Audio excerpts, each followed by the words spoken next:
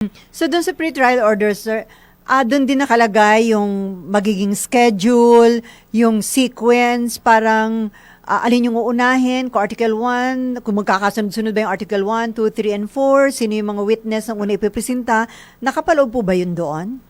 Opo, nakapaloob po yan, no? Yung order of presentation, nandyan na po yan, plus yung projected trial dates na sinabi naman ng mga partido kung makakailang trial days ang kanilang kakailanganin para matapos ang kanilang presentasyon ng evidence, no? Kung maalala natin, ang sabi ng prosecution, maaring umabot sila ng 62 trial days. Ang depensa naman, baka daw abutin sila ng 30 trial days. Opo.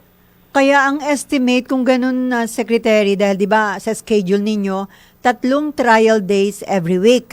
Every week. Tama po. So kung ganun, kung a total of 92 trial days, ano po yung computation nyo? Kasi kay SP Gatchalian, aabutin ho ng 6 to 7 months. Tama po ba yun?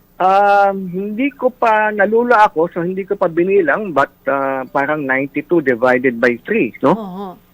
Yan ang magiging Computation. total number of weeks, no, na makukonsumo natin para matapos lahat ang pagpresenta ng kanilang mga ebidensya.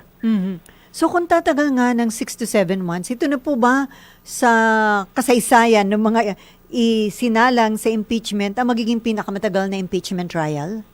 Opo, kung aabot talaga tayo ng 92 trial days, yan na ang magiging pinakamahaba nating impeachment trial so far. No?